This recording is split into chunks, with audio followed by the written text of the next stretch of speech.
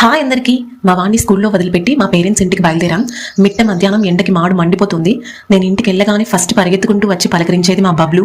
ఇంత చిన్నగా ఉండింది, అప్పుడే ఇంత పెద్దగా అయిపోయింది. నా పెళ్లికి ముందు ఒక చిన్న కుక్క పిల్లని తెలిసిన ఆంటీ మాకు ఇచ్చింది. నేను దానికి చీకు అని పేరు పెట్టుకుని చాలా ఇష్టంగా పెంచుకున్నాను. మా ఇంట్లో అందరూ దాని చిన్న పిల్లలా చూసుకునే వాళ్ళు. ఆ చీకుకే ఈ బబ్లు పుట్టింది. బబ్లు వేరే పెద్ద బ్రీడ్ డాగ్ వల్ల పుట్టింది. అందుకు చీకు కంటే ఇది సైజ్ లో పెద్దది. బబ్లు పుట్టేటప్పుడు తల పెద్దది కావటం వల్ల లోపలే స్టక్ అయిపోయింది. కాసేపు చూసాను, అయినా బయటికి రాలేదు. చీకు ఏమో చాలా సఫర్ అవుతూ ఉండింది. నైట్ టైం అవ్వడం వల్ల ఇంట్లో అందరూ నిద్రపోతున్నారు. నాకు చీకు ఎక్కడ చనిపోతుందో అని అప్పుడు చాలా భయం వేసి నేనే స్లోగా బబ్లుని బయటకు తీశాను. ఆ టైంలో బబ్లు చనిపోతే చనిపోయింది, చీకు సేఫ్ గా ఉంటుంది అని థాట్ తో ఆ పని చేశాను. కానీ బబ్లుని బయటకు తీయడం వల్లే అది అప్పుడు బ్రతికిందని తర్వాత అర్థమైంది. అప్పుడు అది బుడ్డగా ముద్దుగా ఉంది, అందుకే దానికి బబ్లు అని పేరు పెట్టాను. బబ్లుని ఒకటి ఉంచుకుని మిగతా పప్పీస్ ని వేరే వాళ్ళకి ఇచ్చాం. చీకు లాస్ట్ ఇయర్ ఏజ్ అయిపోయి చనిపోయింది. వీడు మా ఇంట్లో వాళ్ళకి చిన్న బేబీ లాగా. మేము ఏం తిన్నా వాడికి కూడా తినిపిస్తుంటాం. వాడు కూడా మాపై చాలా ప్రేమను చూపిస్తాడు. మేము ఇంట్లో ఒంటరిగా ఉన్నప్పుడు వాడే మాకు కొండంత అంట. అలాగే బాధలో ఉన్నప్పుడు తోడుగా ఉండే నోరు లేని నేస్తాం. మీకు ఈ వీడియో నచ్చితే